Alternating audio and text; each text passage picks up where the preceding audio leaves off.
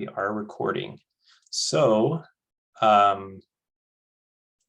welcome to our second study group. I had a question from Stephen Chambers about the ISO model layers and how they all work together. We're going to go over that, and then we're going to go over week 3, the week 3 project using CEDAR notation and subnetting and all that good stuff. So I'm going to teach a whole lesson about subnetting, and so hopefully by the end of our study group tonight, you will understand what subnetting is and how to use it. Before I start, if you haven't done your peer review for the project 2, week 2 project, please go and do that. You can find that if you go to modules and then go to week 2 project. It should be there, or I know sometimes it pops up in your to-do list, so you can look there too. If you're having problems finding it, let me know, and I can guide you to it. All right, so I'm going to answer Stephen's question first before we go into subnetting, because subnetting causes a lot of stress and confusion. So we'll go with the easy one first. So let me bring this up, and so I've got a presentation here that I'm going to show everybody.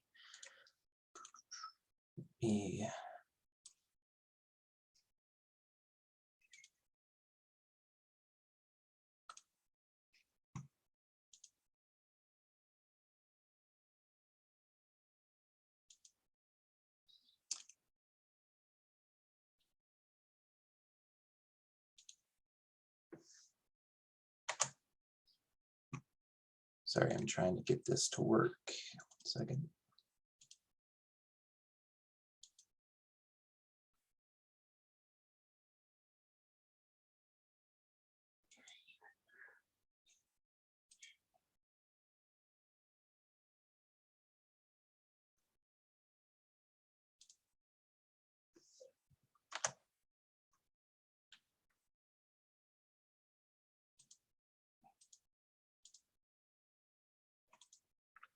There we go. All right.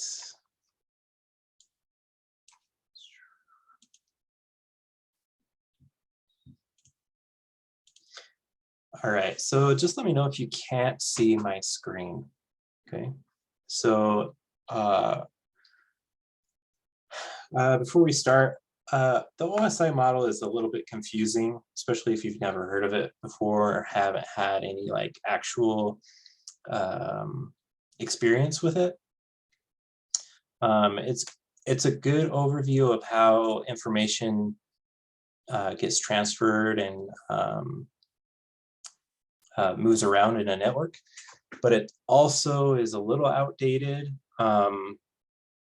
because of TCP or transportation protocol.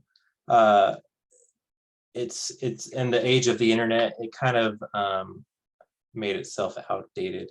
So we still use it as a brief overview of how computers work or how networks work. And so we're not going to go into like super details because that would be just absolutely confusing. So this is just a general overview of how things work. So hopefully this will be insightful.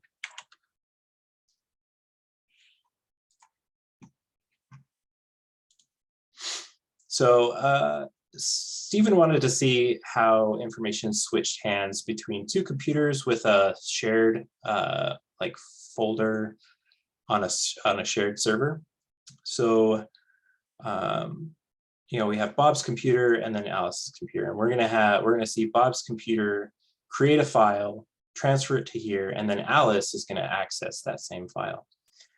So it starts with the application layer. So this is what you see on your screen. That's the application layer. This is where you create documents. This is where you do all the interaction with your computer. It's also known as the human interface. Okay, and so so yeah, this is where everything looks good to you and you can read it, but it's not necessarily good for the computer because it can't read at the application level, because it was meant for humans, not computers.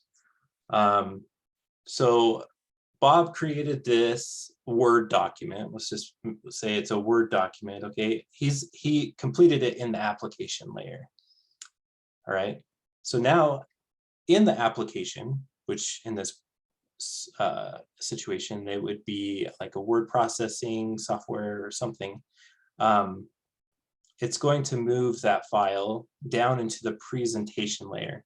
So this presentation layer is like a two-way street. It translates what humans can read into what computers can read. And so, so if you're sending things to the network, it's going to translate it so that the computer can understand it. And if you're receiving something from the network, it's going to translate it so you can understand it. Right. So that's what happens at the presentation layer. Essentially,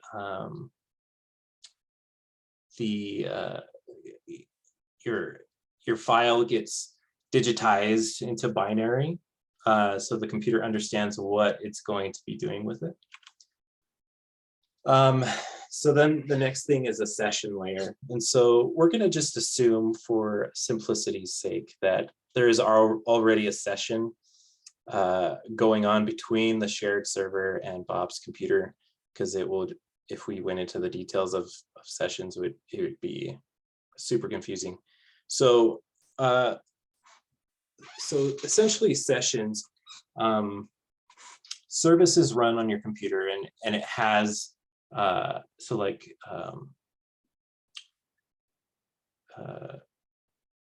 you know, there's certain transportation services on your computer that, you know, send and receive.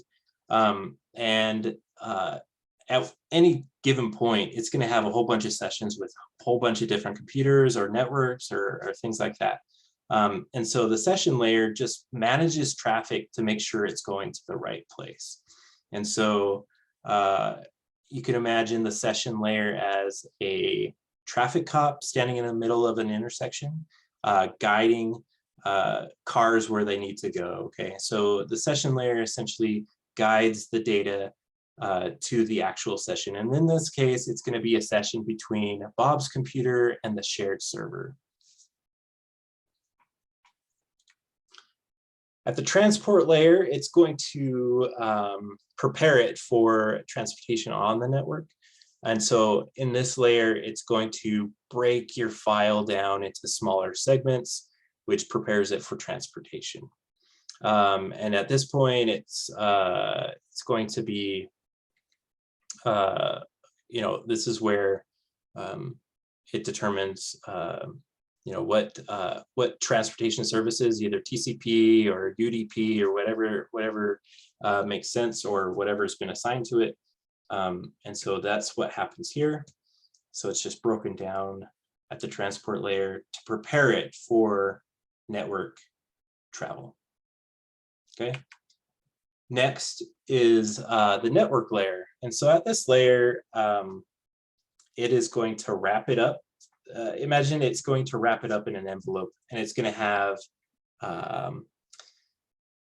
like network addressing, network instructions, things of that nature. So it's going to have all that information for when it gets to a destination or to a router and so forth. And so it just wraps it up into in an envelope, essentially, with all that information. Next is the data link layer. And so once everything's wrapped up, it's got addresses on it and everything, we have to somehow get data to travel across a medium, whether it be electrical or light, or in some rare cases, sound, or even radio frequency. Okay, and so the data link layer essentially translates the data, so the binary, it translates the binary into whatever the medium is going to be in. In this case, it's probably an Ethernet, which is electrical pulses, right? So the reason why we have binary is because electronics only have two modes or two statuses, on and off, right? And so whenever you see binary, a 0 represents that there is no pulse, a 1 indicates that there is an electrical pulse. And so the data link layer, or essentially your network card, is translating the binary and then, from the digital data into an actual medium, whether it be light, electrical, or whatever. And then that's how it's going to come across the wire, right? So that it's translating it again into whatever medium it's sending it across. Now, the physical layer, this is how it actually physically moves. It moves through time and space, okay? Like I said, it could be electrical pulses, it could be light, and so forth. This physical layer is, you can actually touch it. You can touch your Ethernet cord and you can feel the data passing through it, right? So that's what it means by physical layer. It's actually moving it physically to a new destination. So it arrives at the server, shared server destination, right? We're gonna gloss over how the shared server is going to receive it. Just know that when it does receive it and it stores that file, it translates it from binary to hexadecimal. Because if you try to save everything in binary, it takes up way more space than hexadecimal does. And so it'll translate it into hexadecimal and then store it like that. Okay, so now we have Alice, and we're going to assume that she has a session connection to the shared server as well. And so she requests to the shared server that she wants to see Bob's file. And so the process essentially just reverses, right? So on the shared server, it prepares it just like Bob's computer did. It's going to translate it from hexadecimal because it's sitting in a space, right? Just sitting there. It's going to translate it into binary and prepare it for network transportation, okay? And so Alice's computer will receive it at the physical layer because it is moving from the server to her computer at the physical level through electrical pulses or light, okay? So she receives it at the physical layer, and what is there to receive that pulse or that light is your network card or the data link layer, and it's going to translate those pulses or light back into binary so your computer can reassemble it and understand what's going on with it. So the data link layer is translating these pulses, and then it reassembles itself to the network layer. And at this point, the network layer kind of gets peeled back a little bit to see, oh yeah, this is for my IP address, blah, blah, or, whatever. And so if, Alice's computer is going to peel back that envelope, say, oh yeah, this is meant for me, right? And so it's going to tear open the envelope. And the envelope is going to have a whole bunch of pieces or fragments or segments of data. And at the transport layer on this side of it, it's going to reassemble all of those segments back together into a completed document, right? And so once the transportation layer has reassembled everything, we're back at the presentation layer. And so it's still in binary at this point, but now at this layer, we have to translate the binary so that the human on the other side of the screen can understand and interpret the data. And so it will translate the binary into the file that Alice sees on her computer. So it reassembles it, translates it from binary into your ASCII character set or whatever it may be, and presents it on the screen. Any questions about that? Well, I have a couple of questions related, but Okay, not sure. necessarily about Go ahead. um, that. So if um, let's add a switch on this. Oh, you're gonna make this more complicated, aren't you? Hopefully not. Okay, go uh, ahead. So we're gonna add a switch to this scenario. the scenario. Okay. Absolutely. Go ahead. And let's say that Bob wants to send something to Alice, Okay. but Bob does not know the MAC address. He knows the IP address, but he doesn't know the MAC address. Yep. And so we'll have to use the ARP. Yeah. Right. Yeah, that's why we have the ARP table, right? Mm-hmm. So my question is, why does it need to go back to tell Bob the MAC address? Mm-hmm. If it already arrived at Alice's computer and her computer and say, oh yeah, that's my IP address, that's mine. So here's my MAC address. So I'm gonna go back, give you my MAC address so you can send everything again so that you have my MAC address and my IP address. I have an answer for you. Let me grab my little pencil here. All right, so we have a switch, right?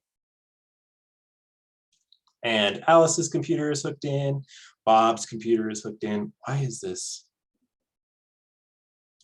All right. Okay, they're connected in, and everyone else in the office, they're all connected into the switch, right?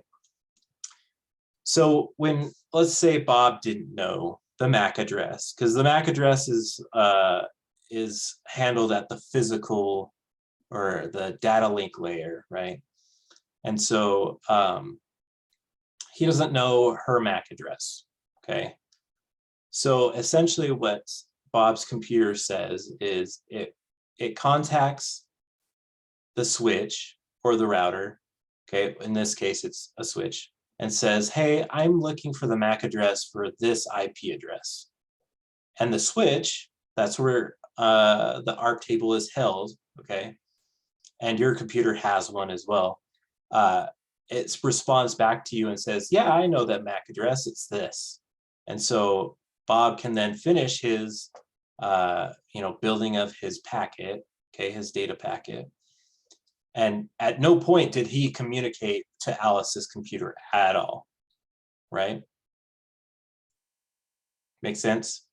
Because the ARP table is here. It's not, we're not contacting Alice's computer. What's happening is the switch is saying, it's actually kind of learning, like, oh, this, this MAC address is associated with this IP, right? It's, the ARP table is constantly learning who's at what IP, whether it's like requesting like, hey, this MAC address, what's your IP address or whatever. It always knows who's at what IP address. Okay, so it's not going to Alice's computer and asking her MAC address. It's just communicating with the switch. Yeah, Bob's computer would not reach out to Alice's computer for a MAC address. It would reach out to the ARP table at the switch. And if the switch doesn't know? And if the switch doesn't know, that destination is unreachable. So, and then you would have a network. You would have a network issue. That means Alice's computer is not connected to the network. Okay. Okay, sounds good. While we are at it, sure. At the switch subject. Okay. So the switch only learns from the hold on, I think he only knows from the destination address, correct? He doesn't learn from the source because he doesn't know what port is coming from. He only knows the destination. MAC address. That's how he learns. Is that correct? Let me write my. So he's only going to learn, the switch is only going to learn or add to the ARP table for the local network, not necessarily the external network. Hello. Yeah, so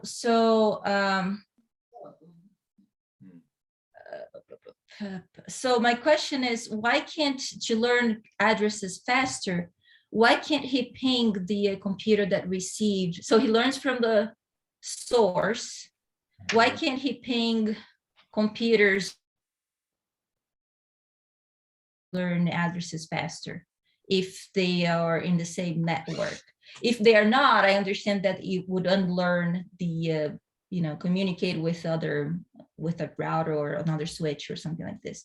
But if they are in the same network, why can't he ping all the computers in the network to see who got it and then learn it faster?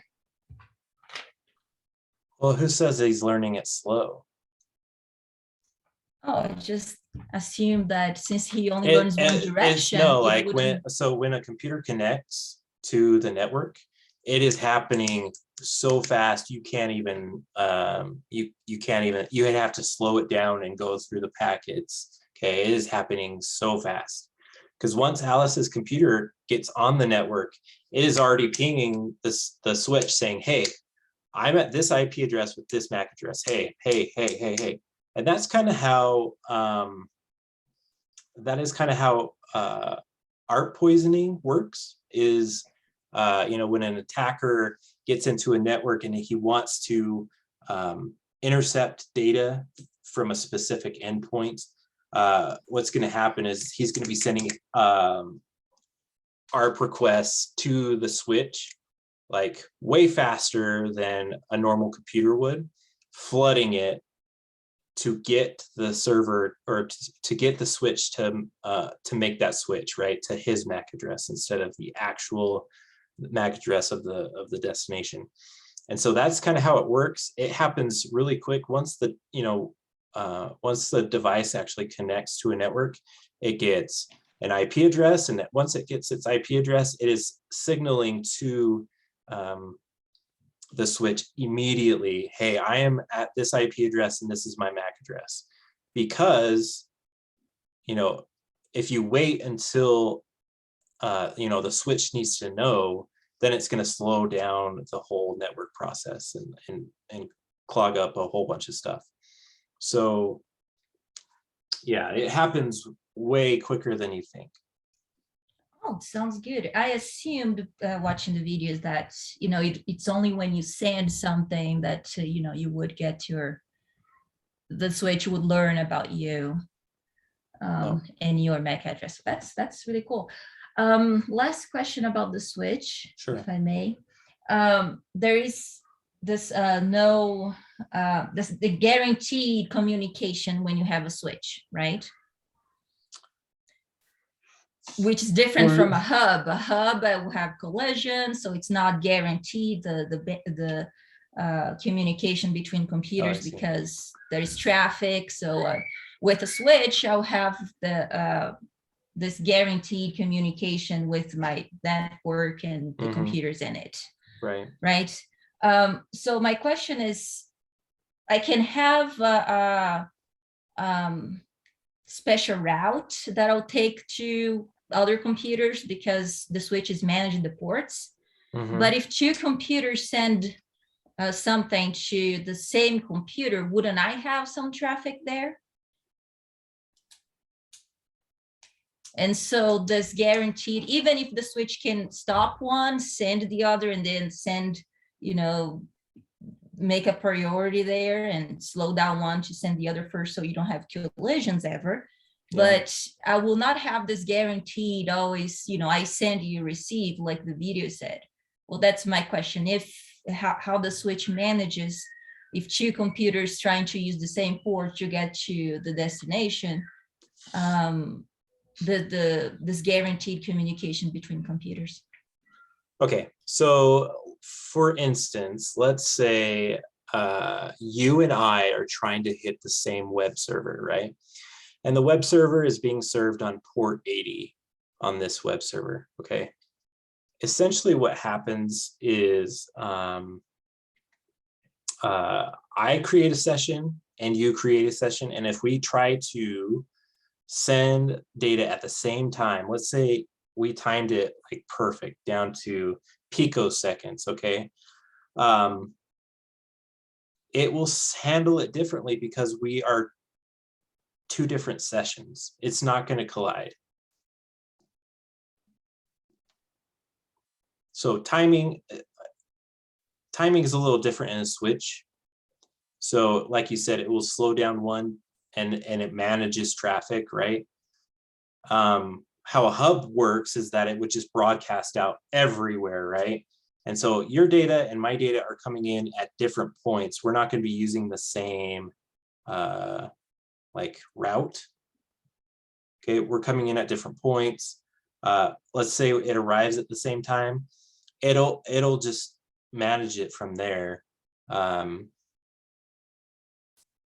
But you and I are going to have totally different sessions with the web server. So will both arrive at the same time? No, they will not.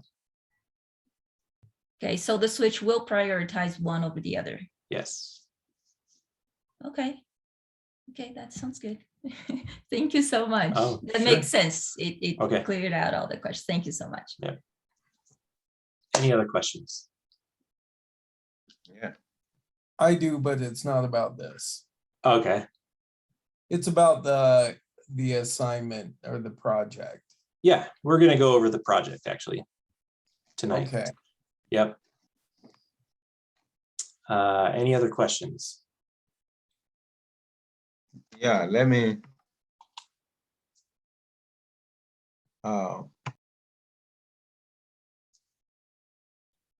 Stephen, yes, we did go over the ISO layers. Once I put this video on YouTube, you can go back and watch it. Sorry you missed it. I noticed that you weren't here and I was like, oh, he'll probably just watch it later.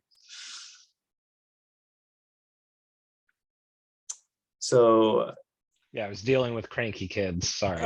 yeah, I know how that goes. So I have a question.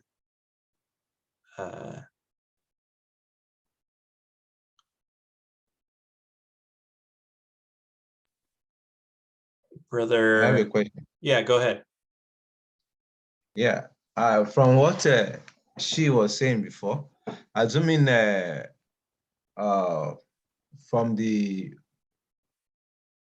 shared server, assuming you have the IP address and you don't have the MAC address, can you still go ahead without knowing any other information if you have having assigned the IP address without knowing the MAC address or any other? No. So traffic can't move until it knows the MAC address, because then it can't move at the physical layer or at the data link layer. Okay. Is there a way you can now assign the MAC Yeah, address? that's what the ARP service is for. So ARP stands for address resolution protocol, I think. Yes, that's it. Yeah, sorry, I just had a blank. So yeah, the ARP service essentially manages all of that. And like I said before, it happens in milliseconds. It happens so fast. And so if you have a device that is connected to a network and it is not receiving or not sending out its MAC address to associate it with the IP address it was assigned, something's happening to your network or your switch is malfunctioning. Because it's done all automatically. There is no user interaction with the ARP table unless it's malicious. And so it just happens in the background. And you have like, we're going to go over a tool called Wireshark later on in this course. And when we go over that tool, you'll actually see ARP requests go across the wire. So yeah, we'll see it later. Any other questions? Okay, so let me unshare my screen.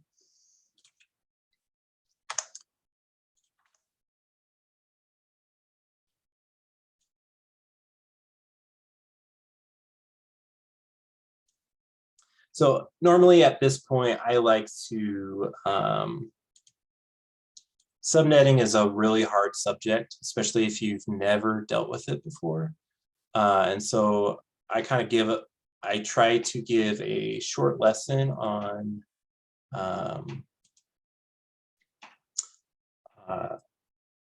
subnetting so that we can address any questions that we may have regarding that. So I'm going to give us a pretty quick class here. So let me know if you can't see my screen.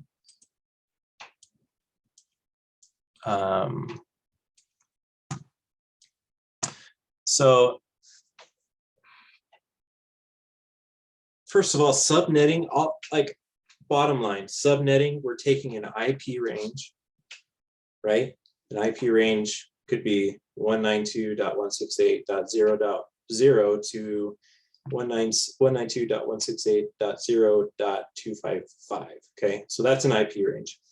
We're taking that IP range and cutting it into littler pieces, more manageable pieces for our network.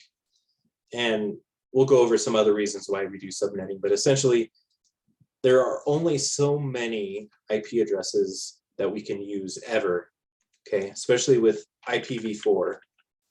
And so in order to manage IP space, we need to be cutting it into pieces, manageable pieces, so that our networks are more manageable. Because if you're dealing with 16 million IP addresses, you know, you want those in like slots, right? So I'm only handling 100 IP addresses at a time, and so this is what subnetting is all it is we're just breaking up IP ranges into smaller pieces. So before we start talking about subnetting, we have to understand IP addresses. And so we're only going to be addressing IPv4 because it is the most prevalent. So, Internet Protocol version 4, it is the prevalent version right now. There is IPv6. It's a little bit more complicated. It's instead of in decimal, it is in hexadecimal. And there are some weird rules associated with the addressing and whatnot. But there is more IP space there in IPv6. And so eventually, sometime in the future, I mean, I've been told this ever since I came into the IT field, like, we're gonna have IPv6 soon, right? And that was 15 years ago. So so whenever someone says, yeah, we're gonna have IPv6 soon, sure, whatever. It is used, IPv6, but it's not as it is not popular at all. So anyway, so we're only dealing with IPv4. Now, IPv4 addresses are 32-bit long addresses divided into 4 octets. Octets meaning there are 8 bits in each section. So for instance, I'm going to draw here on my slide here. So this right here is an octet. This right here is an octet. This right here is an octet, and this right here is an octet. So 4 octets.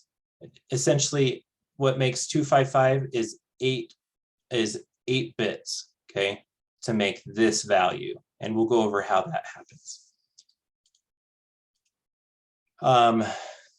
So we're also going to be dealing with classless interdomain routing notations and subnet masks. So you're going to see subnet masks as a 32-bit address, just like an IPv4 address is. but you're also going to be seeing it as a slash and then a value, okay? And I'll be teaching you how you interpret those. So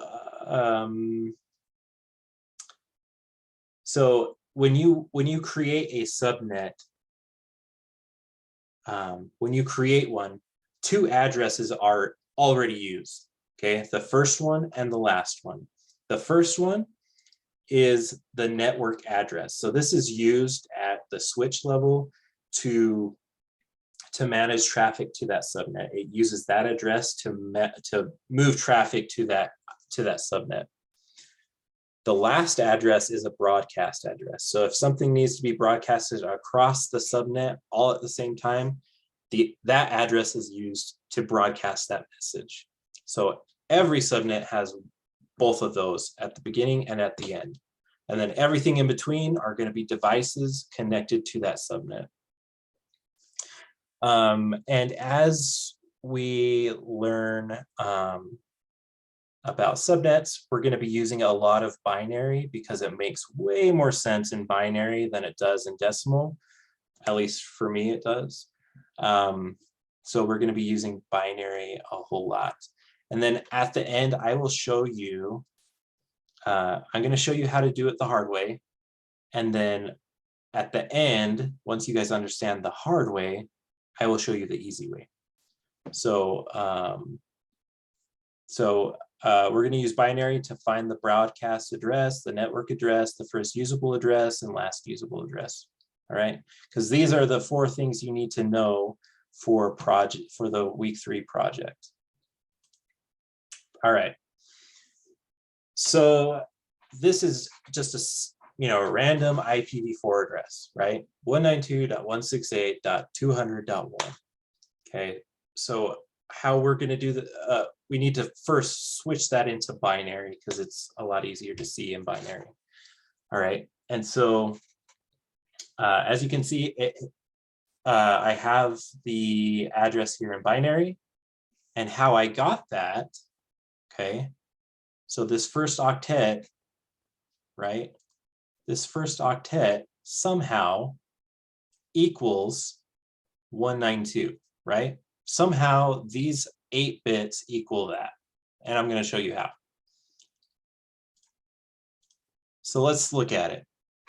Each bit is assigned a value.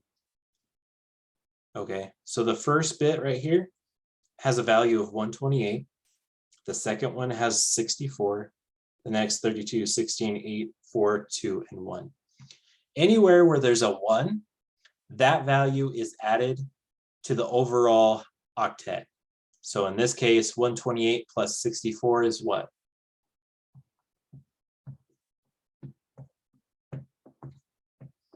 It's 192, okay? So because these are the only 2 values going to be counted in that octet. Everything else is a 0, which means there is no value there. So if we went to the second one, we'd add up 128, 32, and 8. And that will give us 168, and so forth. You can see at the last one, we have a 1 value at the end, which is 1, and we see that in decimal there. Any questions so far? So that's how we get values, decimal values from binary. Hello, question. Sure. Please, I didn't understand that explanation on the binary. Can you come again, please? Okay, so in this octet, okay, that I have highlighted, each one of those bits, whether it's a 1 or a 0, okay, each one of those has a value depending on where it is in the octet. So the first value you see going from left to right, the first value is 128. So if there's a 1 there at that position, if there's a 1 here, you know that that value is 128. Okay, so we take 128 And the second one is 64. That's its value. And because we have a 1, we're going to add it to the overall number here. So we're going to add 64. And that equals 192, which is the same right there, right? Okay. Okay. Make sense? Yes, very well. All right, and so we do that for each octet. So we'll do it for this one, we'll do it for this one, we'll do it for this one. So that's how you switch from decimal to binary, essentially. Okay. All right. Yeah, clear. All right. So, but now we have subnets, right? So we have a subnet mask. So think of a subnet mask as like masking tape that you put on your wall that you're going to paint. Okay, whether you're going to paint chevrons or whatever on your wall, you're going to put masking tape on areas that you don't want changed, right? So a subnet mask determines what values of the IPv4 address do not change. Okay, in this instance, we have the first two. We can tell because each value that's a 1 in the subnet mask, that value will never change in the IPv4 address. Okay, that will never change. So we can tell the first 2 octets are never going to change in this subnet. And these ones with zeros will change depending on whether we're talking about the network ID, the broadcast ID, or the broadcast address, or devices on the subnet. So these are going to change depending on what we're talking about. All right. Yeah. So we can change this binary into a decimal number, which is down here, 255.255.0.0. So if you add up all the values that we previously talked about, it always equals 255, right? Yeah. And then this is 0 because there are no values indicated. So we'll switch it to that. So you will see subnet masks in this format a lot. But you'll also see it in what's called CEDAR notation.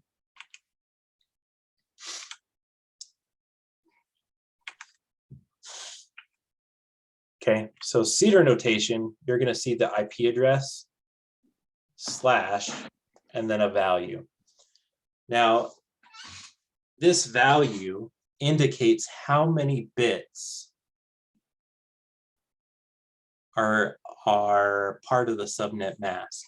And so we have 16 here. I don't know if you guys can see my mouse cursor. So we have 16 here, right? Which means in binary, the first 16 bits are what make up the subnet mask. And so from that, you can then get a decimal value here, right? I like using the CEDAR notation because it makes more sense in my mind, and I don't have to do the decimal math, right? Because if I see this, I know the first 16 bits are going to be the subnet mask, and I can do the math from there. So that's what a CEDAR notation means. So whenever you see this / and then a value, this value relates to this, okay? The binary form of a subnet mask. So if this was 24, then these would be part of the subnet mask as well. So it goes from left to right. So you would never have like a CEDAR notation of 16 and then have like, well, this is part of the subnet mask here, and then this is part of the subnet mask, right? It always moves from left to right. And there's no skipping. Okay, it's always going to be the first 16, first 24, first whatever. Okay, whatever this number is. Brother Filton, quick Yes, question. Sure. So an IP address, is that very similar to a physical mailing address? such as like, if you know the person's zip code, you know what city and state they live in, and that would represent like the first couple of numbers. The next numbers would tell you like the street they live on, and then the next couple of numbers would tell you the house number, and then like what room you're trying to go into.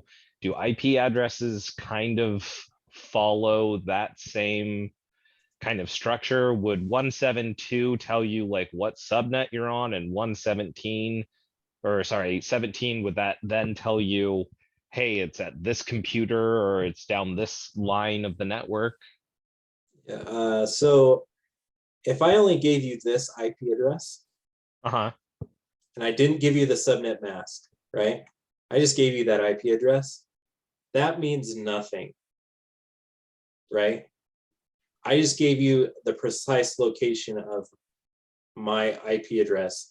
In some network, it might not be a network that you're connected to, but it's some network. And so that's why we have to have both of these, right? Because I may be on 172.17 or .16 dot whatever. So we're not on the same subnet. Therefore, we may not be able to contact each other. Okay. So each octet doesn't really indicate anything. It's just a numerical number to organize devices on a network. So let me clear this out and I'll make it a little bit more clear here.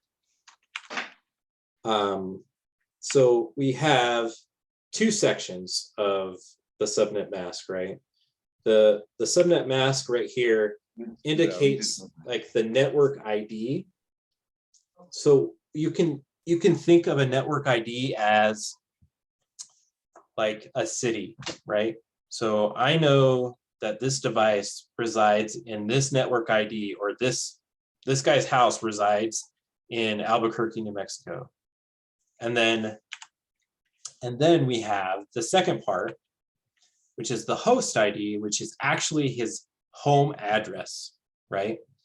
And so at the switch level, if the switch was given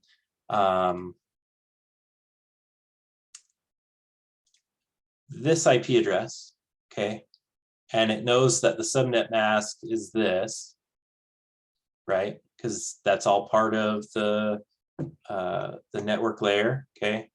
It knows that this is the city and this is the address of the guy's house. But at the switch, it only cares about this, okay? And it can take this and know what network it needs to move it to. And once it gets to that network, and then at the network, like the lower network level, it will use the host ID to make sure it makes it to the right device. Does that make more sense? Yeah, so it's kind of like sending a letter in the mail. If you're sending a letter from New York to California, the post office doesn't care about the street address in California. Right. They just want to send it to California. And then Exactly. once it gets to California, they're like, oh, this needs to go to this city and this house. Exactly. Hold on, but you first referred to the subnet mask and then you referred to the IP. Yes. Go So ahead. what I understood was that when we send it, it's gonna first deal with the subnet mask, then it's gonna get out of my network to then use the IP. I guess I got a little confused in the relationship, how it uses both to get to where I wanted to go. So let's say we have a switch, right? And we have one subnet here and one subnet here. And they're both connected to the same switch, okay? They're both connected. But when it receives data, okay, it will look at the network ID, because the network ID of this one is going to be different from this one. So it's going to use the network ID to shove it to either this subnet or this subnet. Once that, once they actually get it to the subnet, it'll then use the host ID to make sure it gets to the right device. Because the host ID is what's going to identify the device on the network. So an IP address has two parts, a Yes. subnet and a host ID. Or Yep. sorry, a network ID and the host ID. And the subnet mask determines what the network ID is and what the host ID is. Okay, Does that make sense? right, because the subnet mask goes over the IP address. And it says, don't change these numbers, correct? That's right. So the ones are put in as a generic placeholder so the IP address doesn't get messed up.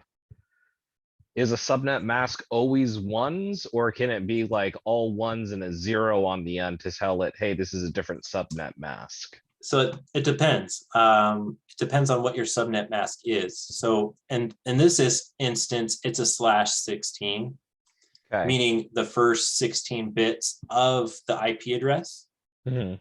is its network ID. Right? Okay, so a subnet mask tells us how long the network ID is. That's correct. So you, instead of 16, you could have 8 on there. You can have 8, you can have 24, you can have 30, you can have 31, Gotcha. right? So, well, you can't have 31, but you get You the idea. you gotta be in the octets, right? Yeah, So either 1, 2, or 3 of the octets. I could not. yeah. you couldn't be- Most of the time, you're either going to see /16 or /24. So, like home networks is always going to be like a /24. Bigger networks, it's going to be a /16, meaning this is the network ID. It's going to be shorter.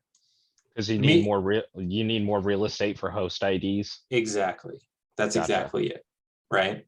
Because a home network, maybe, I don't know, 10 to 20 devices at any point, right? You don't need, That's a big home network. yeah, well, you should see my network. You don't need, all of these host IDs on a home network, right? You maybe need like this much space, maybe, okay?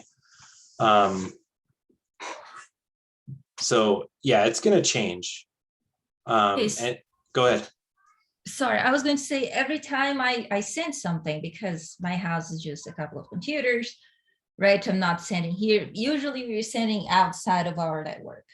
Okay, yep, So it is going to the my internet provider, and my internet provider is going to be the network ID, and he's going to figure out what's going to go to, to get to the intended host. okay. Well, you're starting to get into routing. So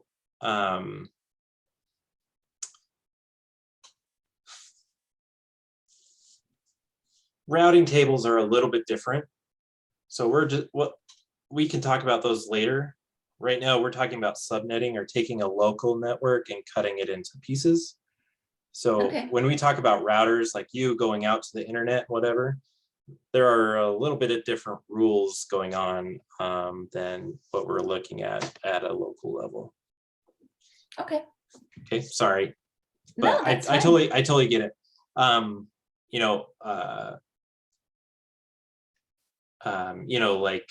Let's say I can use my phone, connect it to let's say I have a sprinkler system on my network, right? So I can water my grass.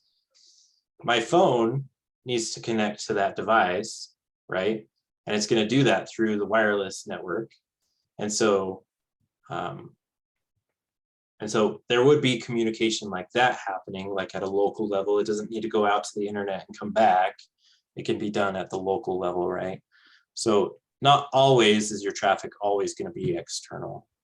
Most of you, it's going to be always external, but there are some cases where it could be local. So then sticking with the mail analogy, Yes, subnets is like, oh, you're sending mail inside of your country. Going through a router is like sending mail internationally, where you're going to be hopping over to a completely different system. that's right. And there are different rules and there are different ways that it routes to. And yeah, it's maybe one night we'll talk about routing, because it's very interesting, because certain companies own segments of It's the a miracle IP. that the internet works. Oh, no, for real. It's one giant mess, and with a whole bunch of band-aids on it. So yeah, it's interesting, but we'll talk about that another time. We're talking about local networks. We're talking about the network that we just built on our last project. We're going to slice it up into pieces. Okay. Gotcha. So any more questions about network ID and host ID? All right, so I think we have made that pretty clear. So essentially, what a switch needs is the network address, which is the first IP address in your subnet. And in order to, we have this random IPv4 address, right? And we have it subnet mask. We can figure out what its network address is, okay? So we just line up the binary together, and then we go down each row. Anytime there's a 1 and a 1, you put a 1. If there's a 0, it's always a 0. And so for this instance, it's 1 0 1 0 1 1 0 0, okay, and so forth, which gives you the network address is 172.17.0.0. Okay, the network address is what the switch uses to route traffic to the subnet. So it has to have some sort of address to send it to, right? So it's going to use the network address to send it to that subnet. So that's why we reserve the first one as the network address, because it's used in that sense. It's used to route traffic to the subnet. And so that's why it's always used. The first one is always your network address. And your last one is always the broadcast address. Okay, so that's how we figure out the network address. So next we need to figure out, what's the first usable address, okay? So if we put it back in binary, the network address in binary, essentially all you have to do is take this last bit in the address and make it a 1. And that is your first usable address, meaning that is the first address you can assign to a device on the subnet. Okay, because these addresses that we're cutting up into pieces, we're assigning those to hosts or devices. Okay, so we needed to know what's the first usable address, and that is how you figure it out in binary, which ends up being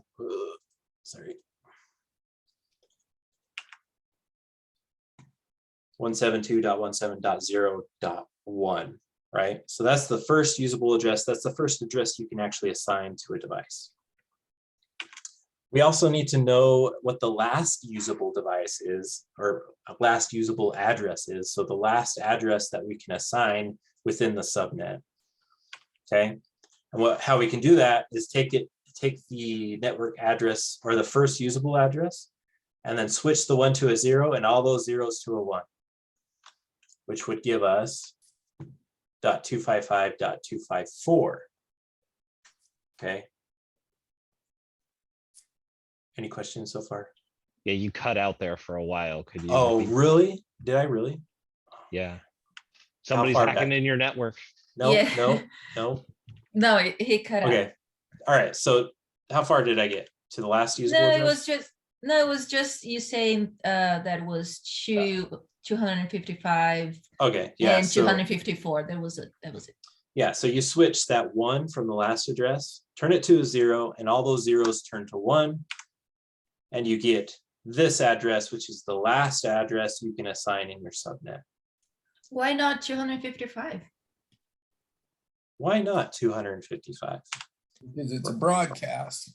Because we have a broadcast address, right? And so we turn that last 0 into a 1, which gives us our broadcast address, which is 255.255. Now, what does a broadcast address do? Yeah, so a broadcast address is used to notify every address in the subnet all at the same time, Oh, so it's like a fire alarm. essentially. Or Uh, when you don't know the mask? Oh, I mean, when you don't know the MAC address and you broadcast Or, to you know, apps? like if there's some confusion on the network and it needs to know, or it needs to get information out, right? You could broadcast it on the broadcast address. Or so we just did this at my last testing event. We had a radio broadcasting some data to us, and then the radio put it on that data onto our network. And we had several people wanting the same data. And so essentially what we did was we used the broadcast address of the subnet to broadcast that out to whoever was connected to the network. And so everyone got all the data. We didn't have to say like, okay, we need to send this data to this address and this address and this address, right? We just sent it to the broadcast address and it broadcasted to everyone who was connected to the subnet. So everyone got the data that we were trying to capture. So you could use it in that way. You can use it, other ways too. But if you need information to be distributed across the whole subnet all at the same time, that's the address that you would use. And that would be on the network level because a hub broadcasts, but it will not be using a broadcast address because it's in the physical layer. So a hub broadcasts, like it just broadcasts all the information all at the same time, right? No matter who it's supposed to be for. So essentially what a broadcast address is it's essentially turning it into a hub, but it's like a one-way hub, right? Because the IP addresses sending back to the switch, they're not broadcasting everything, right? So it's essentially turning the switch into a hub. And so anyone connected to the network would be able to see that data.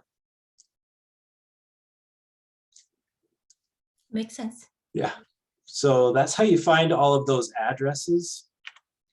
And so I know we're running late. So if you have to drop off, we're gonna trudge through and you can watch this later if you want.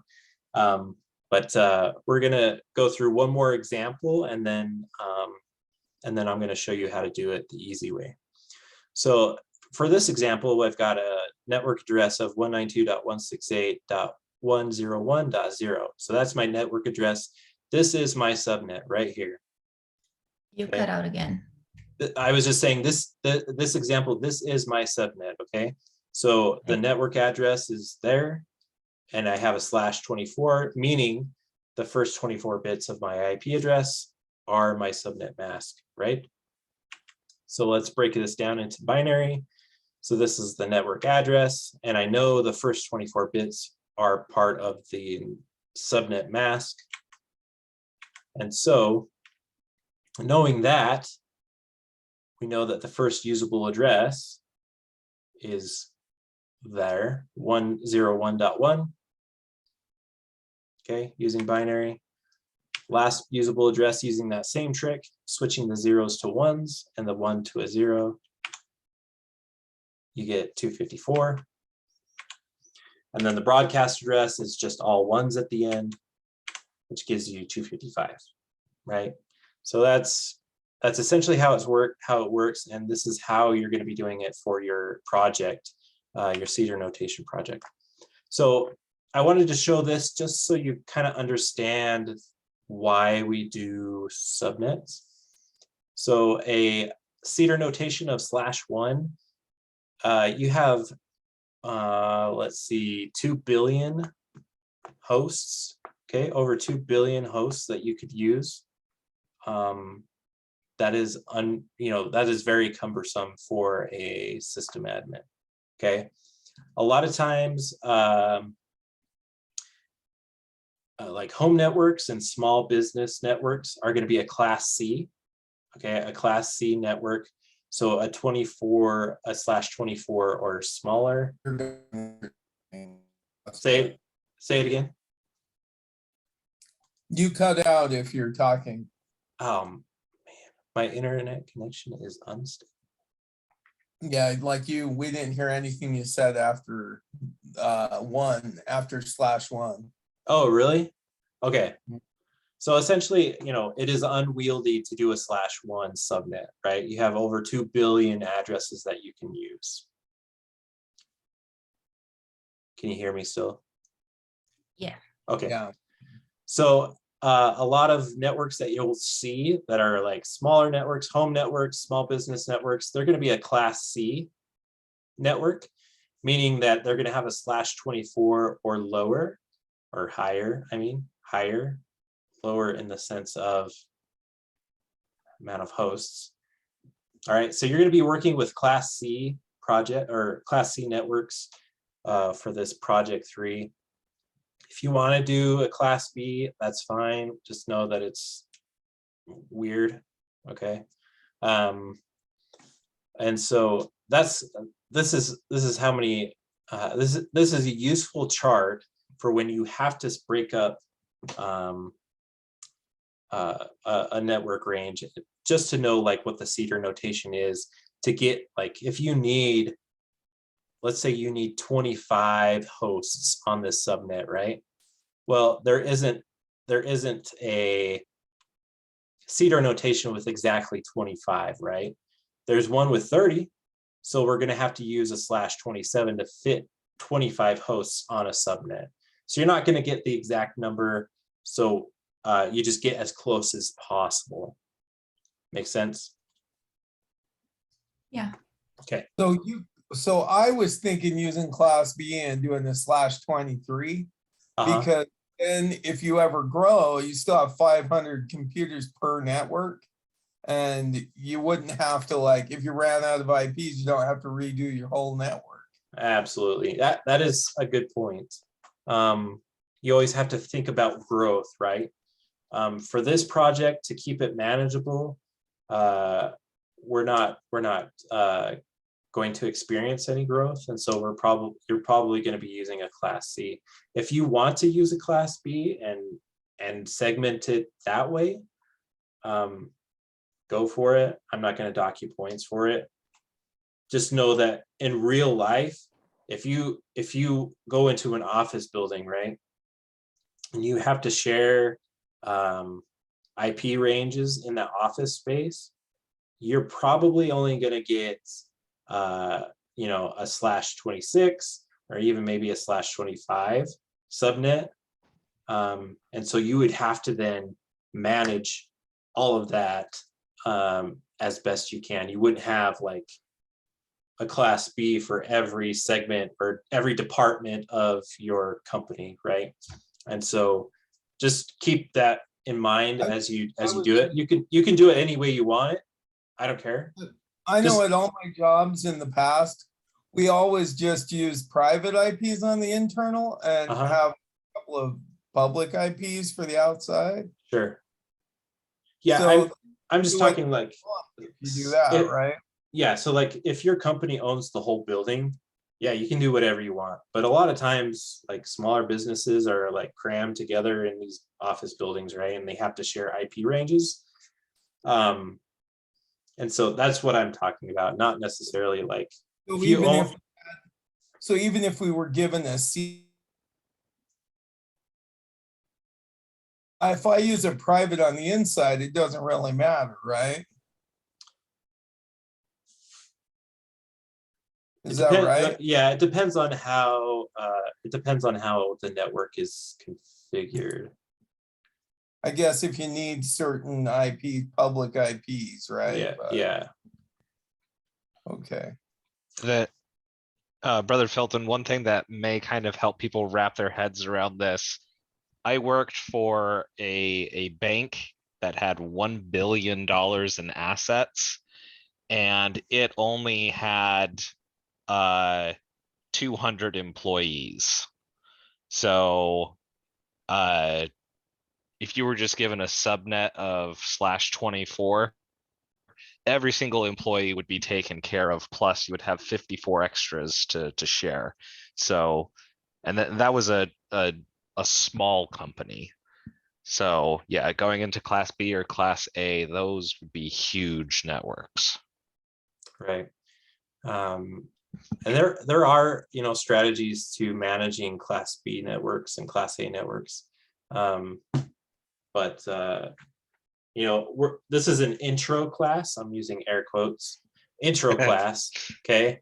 And so let's try to keep it simple and kind of stay in the Class C, because it's a lot easier to manage in the Class C. You're not using gigantic numbers and getting confused. And so if you're unfamiliar with this stuff, stay in the Class C range. If you want to go into more broad IP ranges, go for it if you want to try to experiment. But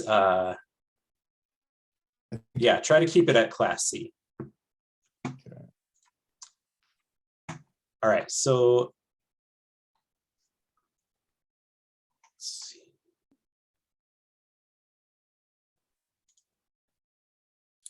You're gone again. No, I'm here. Oh, okay, cool. Sorry, I was just silent for a minute. I'm trying to exit out of this. All right. So there is this cool trick. I want you to open a browser, internet browser. And I'll show you mine. Well, hold on. I don't want to. All right, let's see.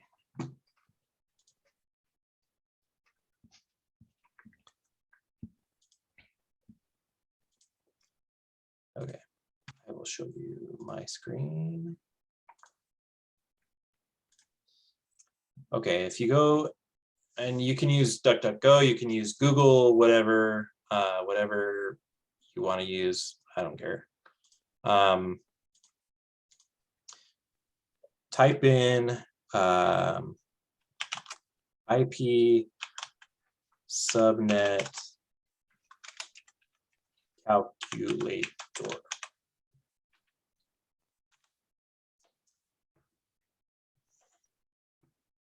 And you can use a IP subnet calculator to determine how, all the numbers for you. So, we're going to do a Class C network. I'm just going to make this easy. Okay. We're going to do /24 as the subnet.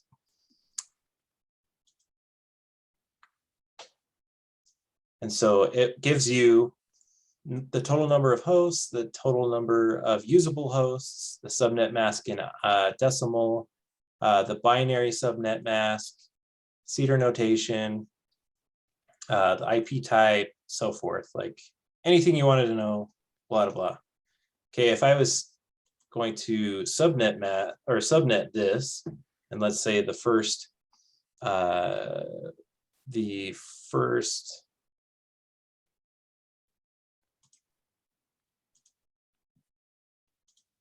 I have to bring up the assignment, but I think this is large enough. I think it's the corporate wireless or the guest wireless. That's the largest network, right? On the assignment. Anyway. You gotta have 99 IPs according to the assignment. 99? Yep. Okay. You'd think I would remember after doing this for 2 years. Well, if you've done it for 2 years, once a term, you've only done it like what, 8 times? Yeah, that's true. All right, so the wireless corporate network is 32 devices. So a /24 or /27 is not large enough. So we'll have to go to /26. And then it'll give you your everything you need for your assignment. And I'm going to show you. So use this calculator if you're getting confused at, what's what, and it will help you understand like, oh, a /26 has this many hosts, /27 has this many hosts, and so forth. It'll help you do that. And I don't know of anyone who uses a subnet who does subnetting by hand using binary. I don't know anyone who does that. So Only if you're test taking. oh yeah, only if you're test taking. That is exactly right. So I'm going to show you, just like how I did last time, I'm going to show you an example of what your project 3 should look like. I can get back to Zoom and share my screen. All right, it's got a cool cover page and essentially a summary. And then this student identified the subnet. Okay, this is the network ID. Okay. So this is the network he's going to cut up into pieces, essentially. And so how you do this is you have to start with the largest subnet first, and then go in order from there, or down from there, if that makes sense. So the largest one is going to be the large wireless corporate network. So that's where you would start subnetting is from the start. This is going to be your first one here. And then the next one is training, is the next biggest one. Or, wireless guest is the next biggest one, because they needed, closest they could get to is 32. And then go down from there. Because if you start with the smallest one, it just like doesn't mathematically match up all that well, because you have to, there can't be any like dead space in the subnetting, if that makes sense. There can't be any dead space. So that's why you start with the largest. You put the large pieces in first, and then you can put in the small pieces. It's kind of like that analogy of, you have a glass jar and you've got a whole bunch of rocks and sand. You always put the rocks in first, and then you put the sand in so that they all fit. Same concept. Always go with the biggest portions first, and then the smaller portions come later, and they fit a lot better if you do it that way. So what I'm looking for is a table similar to this, okay, showing me your subnet and your subnet mask with a CEDAR notation. And I want to see that you understand how many hosts there are going to be for that subnet available to the network. And then your methodology, this student picked a pretty easy class C, private address range, and gave the reasons why. Now, essentially what we're doing here is we're trying to cut up the network so that it's more manageable, right? Because last week I talked about how you don't want the classroom to have access to the sales network, right? That just doesn't make sense. Or do you? Or do you? I don't know. So you just don't want them, marketing and like the IT management. I don't know if there's IT management. Yeah, site manager and staff. They don't need to know like all the finance stuff, right? So they're going to have their own subnet. And so essentially what happens is that you're cutting off communications between the subnets. Now, you can have subnets directly talk to each other, for sure.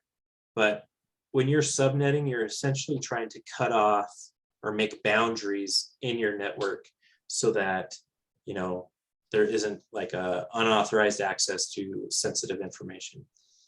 How this would translate to your personal life would be you could have it like my network is, where I have all my IoT devices on one side or one subnet, and I have my personal computer and personal devices on another subnet, and they don't talk to each other.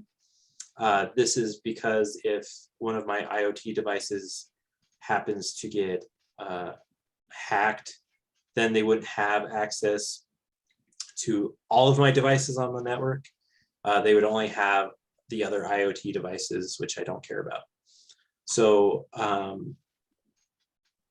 that's essentially why we do it. We do it for management, for easier management, for security, and for security in most cases.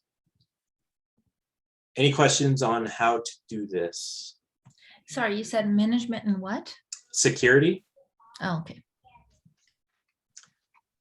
So So go ahead. if we're doing the subnets, the last class you suggested that we had our own server for the classroom. Is that because there is a way to still go through it, the subnets, even though you're not supposed to? So essentially here, Or they you can't? the It's class. So the classroom, I guess, needs internet access, right? And what I said last week was like most of the time, a classroom is going to have transients in it, right? People who aren't going to be part of the office staff. They're probably going to be there for a week or two or whatever. Okay. So all I was trying to say last week was you want to contain the classroom as much as possible, because you don't want a transient or like a stranger coming into your office and messing with everybody's stuff, right? And so you definitely want to segment the classroom to itself by either not gaining access to the network at all or subnetting it and then applying boundaries, very strict boundaries for that subnet and for it to communicate on the network. That's all I was trying to say. Oh, gotcha. I guess my question was if there was, because there is a way, although very hard, through a subnet, and the only way to read and server giving access to the internet. That was my question. But I guess with the subnet, it's still safe enough that you can, if I have one server that gives the classroom access, but it's in a different subnet, I don't need to worry about security and put another server in the classroom. I see what you're saying. Any other questions? Go ahead. Yeah, so this seems like a very trivial thing, but like at one of my jobs, I noticed that I couldn't use the printer down the hall from me because it belonged to the mortgage department, but I could use the printer that was like down the hall and downstairs because it was part of my department. Right. And I'm guessing that's because they were on two different subnets. Absolutely. Gotcha. Yep. That makes a whole lot of sense. Yeah, and so I am constantly coming across that problem because I work in a lab and people are setting up their own, networks or whatever, and they try to hard code their computer with a specific IP address so that they can always know what the IP address is while they do experiments. And so when they take it off that network and try to apply it to another network, it can't communicate with anything because it has an IP address that is not even close to what the subnet of that network is. So that is an issue. So it is impossible to hack between subnet. It is not.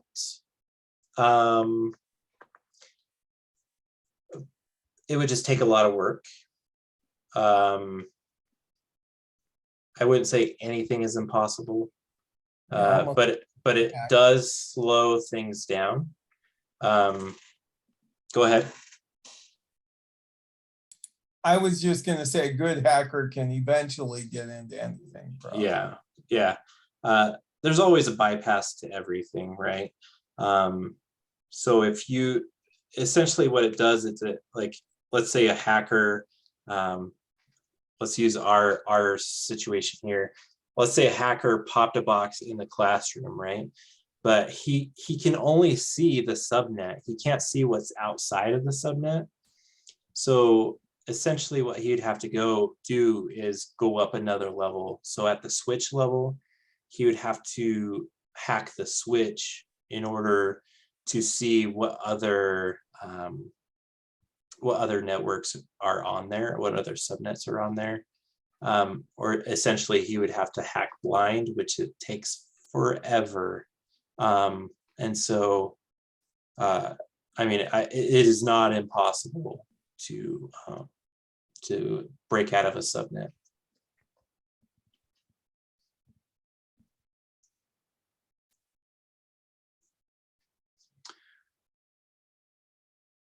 Any other questions? Does this project make sense now that we've talked about subnetting and all this other It stuff? does. It'll be pretty quick once you establish your subnet. It'll go pretty quickly, and you just this student noticed that he needs an additional wireless access point because you're going to have two wireless networks, two different ones, and so you're going to have more equipment for that. And then he gives the diagram down here and shows where all the subnets are located. So in my case, I added another server in the classroom. Okay. So I'll be working with my main server and its subnets, and then a whole different thing from my proxy server in the classroom. Okay. Is that it? Yeah, that's fine. So my question is, do we really need servers for the network though? No. So essentially what would happen in real life, all of these would be connected probably to the same switch. Because I didn't dock them on a peer review, but I said we probably didn't need servers for the network. Yeah, I mean, you're just adding more equipment that is unnecessary, right? Yeah, But okay, that's all. yeah. Any other questions about this? Yeah, Sorry we've gone so long over time, but I'm sorry. Can you hear me okay? yes, go ahead. I keep getting it and then it gets lost in my head and I get it again and I'm lost again. I get this subnet masking. When you go down your that project and to the graph, yeah, that shows the CIDR notes or the CIDR, you know, the /27/28, you know. When I do break down a network address, like, you know, and I'm getting all the same subnet mask because Okay. I'm like I'm doing 8. Let's say I did 8. I don't know if that's enough numbers anyway, but if I did 8, if I wanted something with 8 subnets, that would give me 32 hosts, and that's the /27 of the subnet mask. So I'm not sure where that variance is, why some of them are 27, some of them are 28. Maybe this is too much. Maybe everyone else understands it and I'm the only one who doesn't. Sorry. So essentially so you have a block of IP addresses, right? And let's say this is a representation of those. Let's say, you know, there's 255 IP addresses. It's a /24, okay? Which means there can be 25 addresses, 255 addresses on here. We're gonna take this 24, right? And then split it even more, okay? So, so if we do, sorry, I'm gonna need a calculator because it's late in the day. Mhm.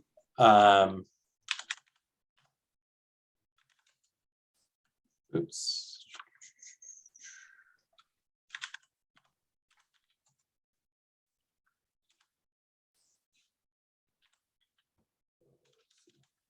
So essentially what it's trying to tell you is that, if you do a slash, what's a good example?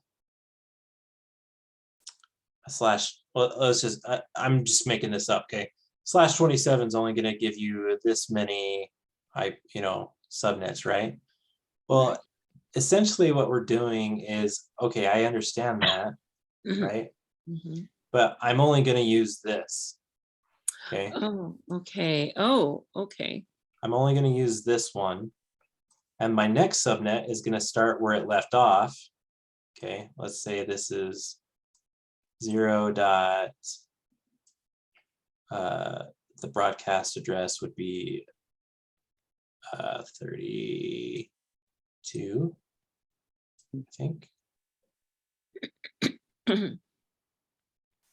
Sorry, I'm thinking, yeah, dot 32. And then, so your next network address, right, for your next subnet would be whatever .0.33. That's going to be the start of your next subnet, right? And so then maybe it is another slash 27. Okay, so then we are going to use this next block. Mhm.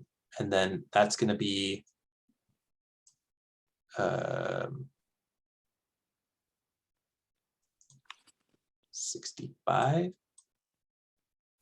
65.65. Okay. Okay. And then, so then your next network would be 66. But maybe it's only going to be a slash 28, which would cut this in half. And we're only going to use this much of it. Right. Does that make sense? Am I making Okay. any sense? So when you're breaking those down, and that's where your different subnet or the subnet masks come in, Mm-hmm. under the CIDR notation. Mm-hmm. I think so. I'll have to look it all over and I'll probably figure it out. But I mean, what your diagram there looked familiar from another class I'd done. And so, yeah, I kind of understand that. Okay. Sorry, So- but Go ahead. when you said we don't need servers, it kind of Uh-huh. confused me. I understand that in a home situation, small situation, we wouldn't need a server. But I thought that for a business or a company like this, a server would be part of the necessary equipment. Right, but not necessarily, you don't need another server, right, in the classroom. Oh, that's what you meant by not needing a server. Yeah, because you Oh, could have okay. you could have a server for everybody, right? To save stuff on. It would just be, managed so that only specific people can, access parts of the server. If it's Microsoft, it's going to be Active Directory that manages that, right? So, and things like that. So you don't necessarily have to have a server for the classroom by itself. Oh, now I see. I thought you meant we didn't need a server in, for the business in the network Right, closet. Like You you don't- don't, yeah, you don't need a server here, and you don't need a server for these guys, you don't need a server for this guy or classroom. You can do it all with one server. Oh, okay. So, but the fact that I put a server in the classroom is fine. Yeah, that's fine. Okay, thank you. Now I get it. Work. It's You're just cool. more work. Yeah, your client's just gonna be mad at you, so. Well, it's security reasons, I guess. Costs more money, all that stuff. Yep, more management, more money, more manpower. Any other questions?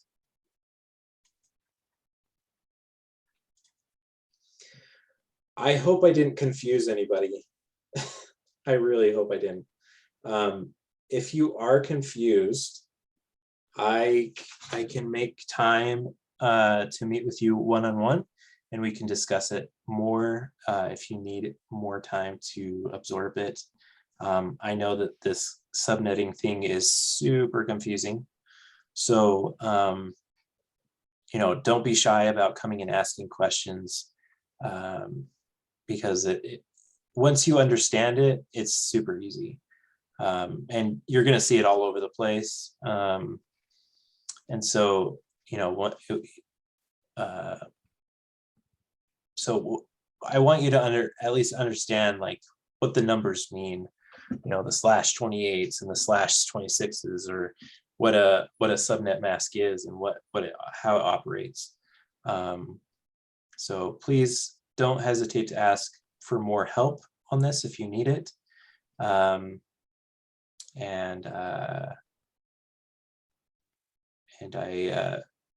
you know, there's no shame in saying, hey, you just totally confused me. Like I confuse myself sometimes. So please come to me with questions. I don't have anything else unless you guys have anything else. Okay, I will take silence as a no.